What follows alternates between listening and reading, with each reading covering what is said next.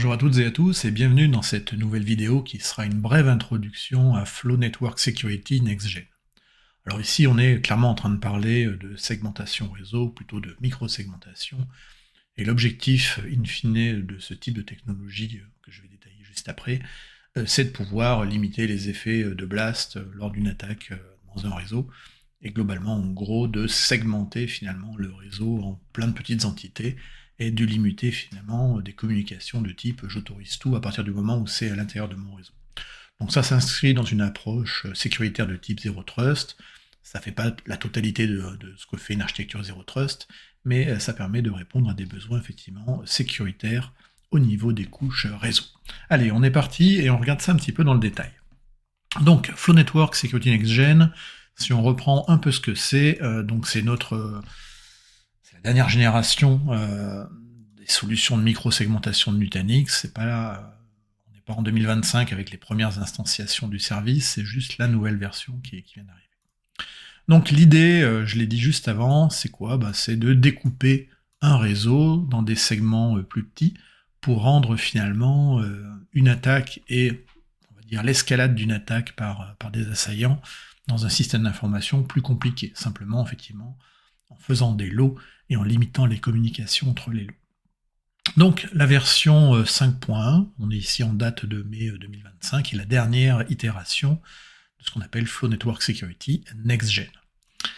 Et donc c'est fourni sous la forme d'une single stack, et donc ça supporte dans le monde Nutanix tout ce qui est VLAN géré par le network controller, et également les environnements de type VPC, Virtual Private Cloud, qui sont donc des environnements de réseau virtualisés en overlay, et qui sont notamment disponibles sur du NC2, du Nutanix Cloud Cluster, mais également à demeure. Donc ce Flow Next Gen, on va pouvoir le déployer soit sur des infrastructures on-prem Nutanix, soit sur les versions chez les hyperscalers de Nutanix, qu'on appelle du NC2, du Nutanix Cloud Cluster. Donc l'avantage là encore, c'est, vous voyez qu'on est en train d'avoir une vraie approche qui est hybride multi-cloud.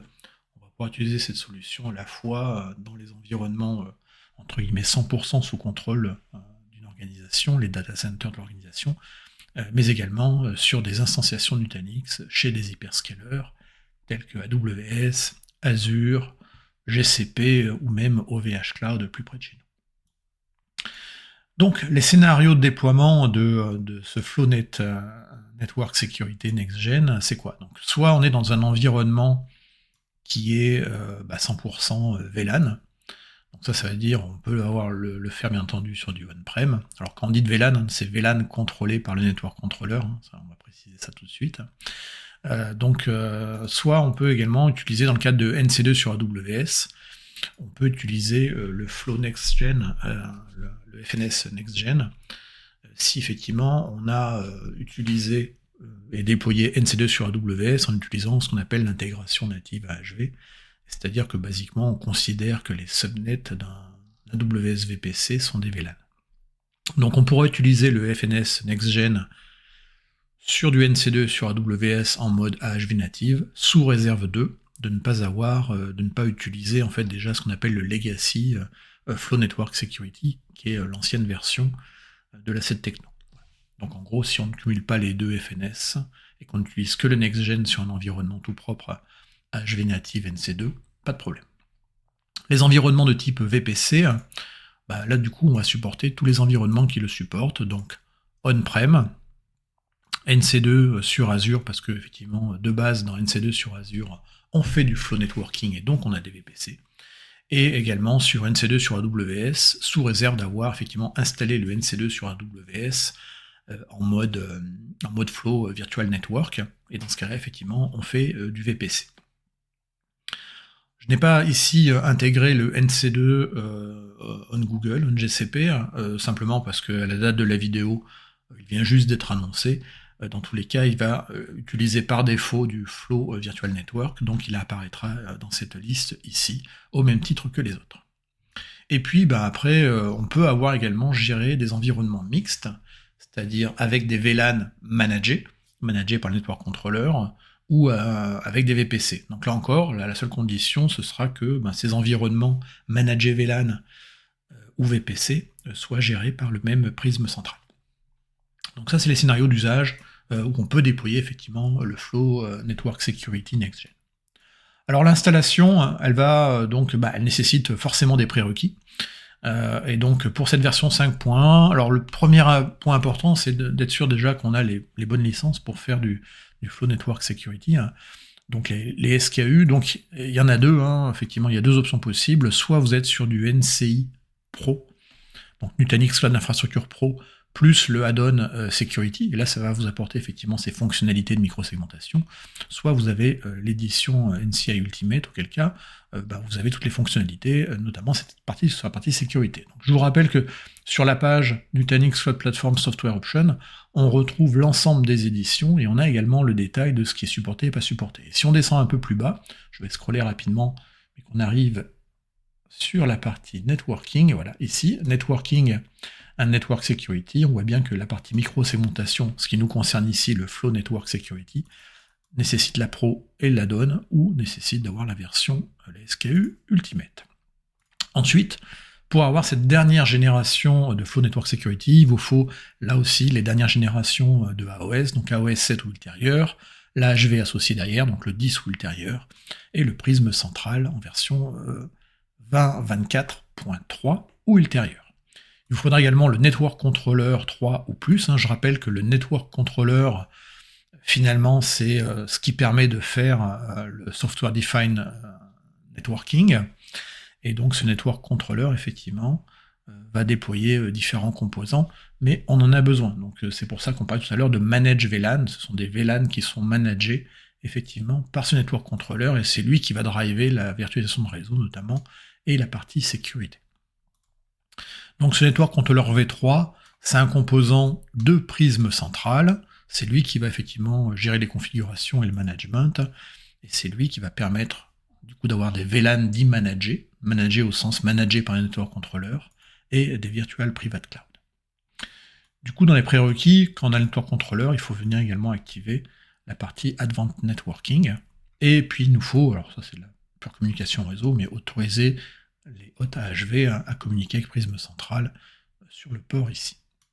Alors il y a quelques limitations, comme tout produit, il faut bien lire toujours la page des limitations de ce qui est supporté ou pas supporté. Donc par exemple ici on va vous dire les fonctionnalités qui ne sont pas supportées dans cette release. Et donc ici vous allez avoir le détail.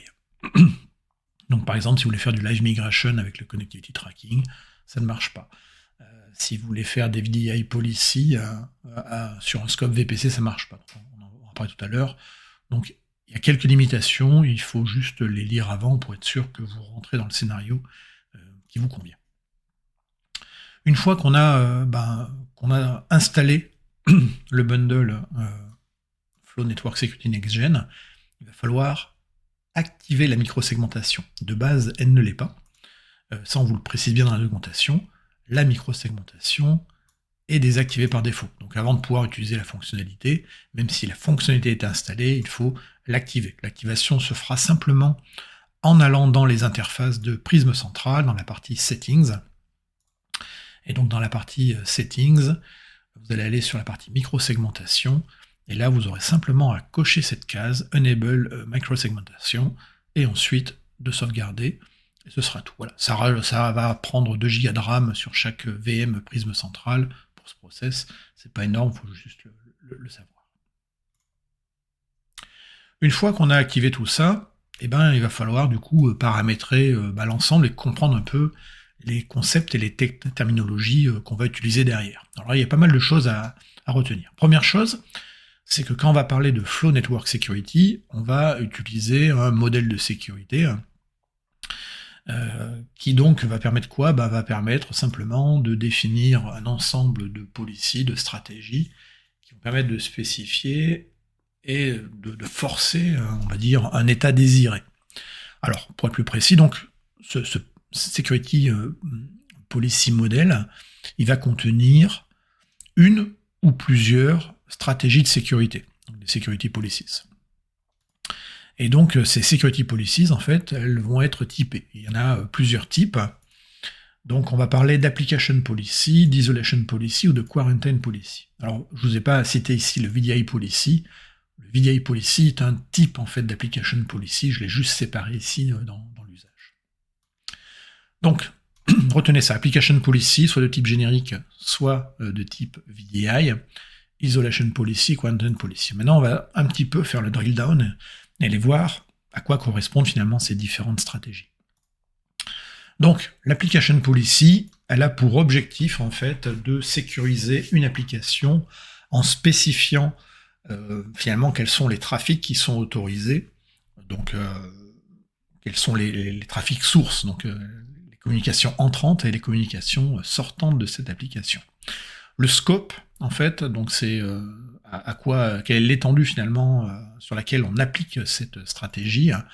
Soit on peut le faire à l'échelle d'un VLAN, et donc dans ce cas-là, ce sera les subnets d'un VLAN, soit ça va se faire à l'échelle d'un VPC, d'un Virtual Private Cloud, et dans ce cas-là, ce sera les subnets qui sont à l'intérieur de ce VPC qui seront concernés par cette application policy. Par défaut, tout le trafic entrant est sur ce qu'on appelle une no-load list, donc en gros de base, il ne va rien avoir d'ouvert, et c'est vous qui allez définir quels sont les flux entrants qui sont autorisés pour cette application, et ensuite, par défaut, effectivement, sur une application policy, on a l'ensemble des trafics sortants qui sont autorisés. Donc, dans la documentation, vous aurez des sections spécifiques là-dedans. Donc, effectivement, l'application policy et la configuration, comme je vous l'ai dit, l'application policy, elle comprend la partie générique que je viens de vous montrer, ou la partie VDI. Là, je les ai séparés dans mon schéma, plus pour de la compréhension. Mais c'est ça qu'il faut retenir. Donc, application policy fait pour protéger une application. On précise quelles sont les autorisations pour les flux entrants, et globalement, de base, en sortie, on autorise tous les flux sortants. Une policy VDI, elle va être vraiment là pour répondre, entre guillemets, à la segmentation des postes en environnement de Virtual Desktop Infrastructure. Donc, c'est un type particulier, entre guillemets, d'application policy. Et là, l'idée, ça va être de s'appuyer en fait sur la catégorisation basée sur les identités en fait. Et donc, on va utiliser en fait l'appartenance à des groupes de l'Active Directory, parce que généralement, avec du VDI, on va parler de poste Windows et donc d'intégration à l'Active Directory. Et donc, en fonction de l'appartenance à des groupes de l'Active Directory, eh bien, on aura une catégorisation qui sera faite et donc des flux qui seront limités par catégorie. L'isolation policy va permettre, elle, dans son cas, de bloquer des trafics, d'isoler des trafics entre deux groupes, 2 minimum, 32 maximum, 2 VM. Donc en gros, on prend des machines virtuelles côté Nutanix, on les catégorise avec des catégories, des tags, et à partir de là, donc ça va permettre de faire des groupes de machines, et les isolation policy vont permettre effectivement de bloquer le trafic entre des groupes. Par défaut, c'est 2, mais ça peut monter à 32. Et simplement, en fait, les groupes vont être faits grâce aux catégories ou l'affectation de catégories sur les machines virtuelles. Donc, application, je protège les applications. VDI, c'est un type particulier d'application. Isolation, c'est je bloque des trafics entre deux groupes de 2 ou plus de VM. Dernier type de security policies, les quarantine policies, qui sont là vraiment pour en fait faire de l'isolation à un moment de systèmes qui sont compromis. Donc on détecte lors d'une attaque que des machines sont infectées par, on va dire, des personnes ou des organisations malveillantes, donc ça peut être un malware, un ransomware ou autre, et on veut tout de suite en gros verrouiller les communications liées à ces machines dans le système d'information au sens large. Donc là, l'idée, effectivement, c'est on a déjà en fait des policies qui ont été pré-créées pour vous dans la solution, et donc qui sont prêtes à l'emploi, et donc on va simplement les appliquer. Donc il y a deux manières en fait, où il y a deux types de policies qui vont être en jeu, ce qu'on appelle les strict policies, et dans ce cas-là, effectivement, là il n'y a plus aucun trafic autorisé, ni dans un sens ni dans l'autre, trafic entrant, trafic sortant, donc du coup la machine infectée est identifiée et mise en quarantaine, ne peut plus communiquer nulle part, et donc du coup ça limite un petit peu le blast, c'est-à-dire la diffusion entre guillemets des attaques à l'intérieur du système. Ça c'est l'option numéro 1. Le strict, ça va effectivement fermer toutes les communications. Et on met la machine dans une bulle. Le forensic est à peu près similaire au strict. La différence, c'est que dans le forensic, on va, donc c'est pour la partie enquête, la partie détection de qu'est-ce qui est en train de se passer, c'est on veut pouvoir néanmoins autoriser des communications vers des outils permettant de savoir ce qui est en train de se passer. Donc généralement des outils qui vont être gérés par les équipes sécurité. Et dans ce cas-là, en gros, on va autoriser des communications dans les deux directions, entrantes ou sortantes.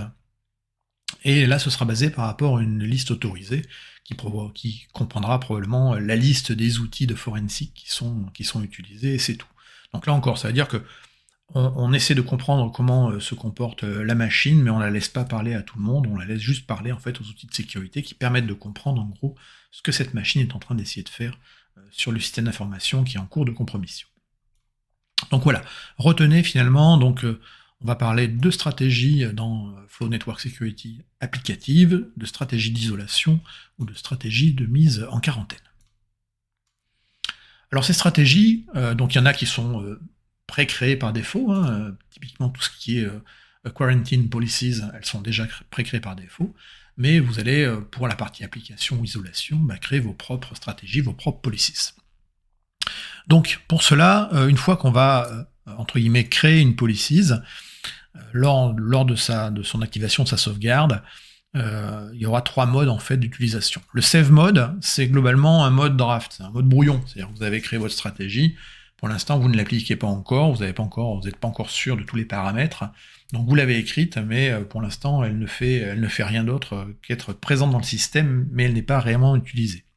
On peut également être en mode, donc appliquer un mode qui sera donc le premier mode d'application qu'on appelle le monitoring. Et dans ce cas-là, effectivement, le monitoring va simplement être là, il va surveiller le trafic, il va permettre du coup de voir si la règle est intéressante ou pas par rapport à l'usage, mais ça ne force rien, ça ne change rien au comportement, les machines vont continuer à pouvoir communiquer sur le réseau, il n'y a strictement rien de bloquant derrière, c'est juste de l'observation. Et le mode apply, lui, l'enforcement, pour le coup, va vraiment appliquer les règles que vous avez définies dans votre stratégie. Et donc, effectivement, tout ce qui n'aura pas été autorisé dans la policy sera bloqué, tout simplement. Donc, on est sur des policies, des stratégies qui autorisent des flux, et tout ce qui n'est pas implicitement déclaré, eh bien, n'est pas autorisé et donc est bloqué par défaut. Voilà. Donc, retenez les modes. Le mode save mode qui est juste un brouillon et donc qui ne s'applique entre guillemets à personne. Le mode monitor qui est appliqué mais qui ne bloque pas les communications. Il va juste regarder ce qui se passe et on aura une trace de ça. Ou le mode enforce qui lui pour le coup va respecter de manière pure et dure ce qui a été autorisé dans la policy et tout le reste sera verrouillé. Donc les policies, elles s'appliquent en fait par simplement l'application et l'usage en fait des Nutanix catégories qui sont ni plus ni moins que des tags pour ceux du monde du cloud. Donc globalement, ces catégories, c'est elles qui vont permettre effectivement de déterminer ce qui va être appliqué ou pas appliqué. Donc on peut utiliser les catégories pour appliquer, pour dire cet ensemble de VM va être concerné. On peut l'utiliser également dans les règles pour faire des choses un peu plus fines. Donc il existe un ensemble de built-in catégories qui sont présentes par défaut dans le système. Donc elles sont listées sur cette page, donc par exemple ici vous avez les tiers applicatifs, donc là encore on pourrait imaginer sur la partie web, middle tier, base de données, les types d'applications, les environnements. Les quarantine sont déjà en fait catégorisés en 2 types, le strict et le forensic, et je vais en reparler tout à l'heure. Les groupes AD, et puis ça c'est ce qu'on fournit de base. Et puis, vous pouvez créer, bien entendu, vos propres catégories. Le modèle, il est large, il est fait pour ça. Et donc, vous allez définir vos clés et vos valeurs. Je rappelle qu'une catégorie, c'est juste un principe clé-valeur. Une fois qu'on a donc créé nos stratégies de sécurité, nos security policies, qu'on les a appliquées à des catégories, eh bien, c'est bien aussi de comprendre à l'intérieur d'une règle, finalement, comment on sécurise le tout. Donc, les constituants, finalement, d'une policy. Donc quand on regarde, finalement, quand on va créer une security policy, on va avoir quoi? On va avoir des trafics entrants, donc des sources, on va avoir des trafics sortants, des destinations, et au milieu, on va avoir finalement l'entité ou l'application qui est concernée par cette règle. Donc les constituants sur chacune des étapes, on va les détailler. Donc on a ce qu'on appelle les Secured Entities, donc c'est vraiment ce qui est au centre de la règle et ce qui va être concerné par qu'est-ce qui a le droit d'entrer et qu'est-ce qui a le droit de sortir. Et donc ces Security Entities, donc elles sont de base, effectivement, elles peuvent être identifiées par une ou plusieurs catégories, et donc elles vont contenir globalement les VM qui sont associés à ces catégories. Pour la partie source, donc pour les flux entrants, eh bien, le flux entrant va être lié à un scope. Donc le scope, ça peut être soit un VLAN, soit les subnets, soit un VLAN subnet, pardon, soit un VPC, et dans ce cas-là, les subnets de ce VPC.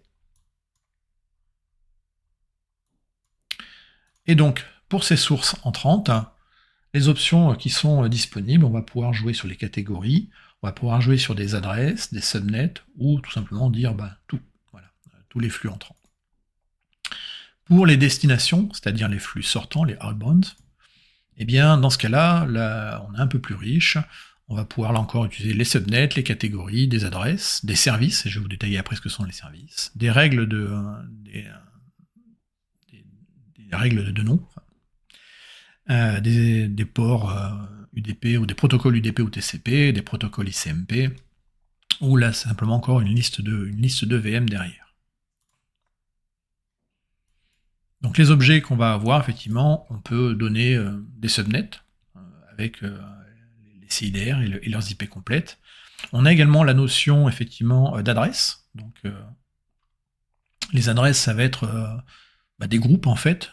Donc adresse IP continue ou non continue, ou ça peut être des ranges d'adresses IP. Les deux sont possibles, mais on pourrait faire une liste d'adresses. Et donc, dans les interfaces, on va retrouver ça dans Prisme Central, dans la partie Security Policies. Et là, vous allez aller ici sur l'onglet Adresses, et vous allez créer vos adresses. Donc ici, par exemple, moi j'avais listé les DNS de Google en mettant deux adresses IP, les 8888 et les 8844. Et donc là, c'est simplement deux adresses IP, mais on pourrait avoir un range d'adresses IP ou un ensemble beaucoup plus grand d'adresses. Et au passage, si on commence à avoir une liste un petit peu compliquée d'adresses, parce qu'on a un espace d'adressage compliqué au sein de l'organisation, ou qu'on a une grosse organisation, on peut bien entendu, plutôt que de les faire à la main, venir importer un fichier CSV pour aider à la création de cette règle-là, enfin de cet objet-là, qui est l'objet adresse. Et je le rappelle, on réutilisera ceci, notamment dans les règles sur la partie outbound ici. Les services, quant à eux, eh bien en fait, ils vont simplement lister tout un ensemble de services avec les protocoles associés derrière. Et dans ce cas-là, effectivement, il y a déjà une bonne partie qui est pré-créée pour vous. Donc si on regarde les interfaces, là encore, quand on va dans Prisme Central sur la partie Security Policies, sur la partie services, on va voir l'ensemble des services qui ont déjà été créés. Si vous avez des applications métiers avec des ports particuliers, libre à vous de créer un nouveau service en le documentant derrière avec un nom, une description, et ensuite l'ensemble des ports associés derrière. Et bien entendu, les objets qu'on va utiliser dans les policies, on aura également la notion de VM, notamment quand on va faire de l'isolation de VM à VM. Dernière chose, donc là, on a vu qu'on avait donc différents types de policies, et qu'on avait également différents modes. Donc le mode monitor, le mode enforce. Ensuite, il est possible que vous ayez, dans une organisation, à la fois des règles de type application policies, à la fois des règles de type isolation policies, et puis potentiellement des règles de quarantine qu'on peut qui sont par défaut présentes, mais qui peuvent être utilisées à un instant T. Donc la question ensuite à se poser, c'est comment finalement toutes ces règles vont s'organiser et se prioriser quand elles vont toucher finalement les mêmes cibles, donc les mêmes VM. Donc pour cela, en fait, il y a des règles de priorité qui existent. Donc ça, vous aurez dans la documentation une sorte de petit organigramme, algorithme entre guillemets, qui vous permet d'avoir le workflow et de suivre à la fin qu'est-ce qui va être appliqué, mais de manière plus simple. Ce qu'il faut retenir, c'est que en 1, les règles de quarantaine vont, les stratégies de quarantaine vont s'appliquer quand elles sont en mode unforced. Donc ça, c'est les premières qui vont s'appliquer. On est d'accord, hein, le but ici, c'est d'isoler la machine de tout le reste du réseau. Donc c'est cette règle-là qui est prioritaire. Ensuite, on aura la règle, si on a une deuxième règle derrière qui s'applique, qui serait la policy forensique, elle arrivera après. Donc en 1, on ferme tout. Sinon, ensuite, ce qui est prioritaire, c'est les règles de forensique. Ensuite, on a les règles d'isolation, puis les règles applicatives. Là encore, à chaque fois, on est ici en enforce mode, c'est-à-dire que vraiment on respecte ce qui est autorisé uniquement dans les règles. Et la dernière chose qui va s'appliquer, c'est tout ce qui est en mode monitoring, c'est-à-dire on laisse tout passer, mais on garde juste une trace et on voit ce qui se passe. Donc ça paraît logique hein, quand on lit un petit peu ce flow-là, mais c'est ce flow-là qu'il faut retenir. Au passage, il est disponible dans les interfaces et on vous le rappelle ici. Donc je vous l'ai réécrit, mais en fait c'est simplement écrit à un moment, il y a écrit flow priority, hein. Et donc vous avez ici le nouveau modèle, donc c'est voilà, le nouveau modèle, et donc ordre décroissance de la priorité. Donc priorité numéro 1, effectivement, le quarantine strict en mode enforced, jusqu'à la fin, anytype en mode monitor. Voilà, cette brève introduction à Flow Network Security est maintenant terminée. Je vous remercie de l'avoir suivi et à bientôt.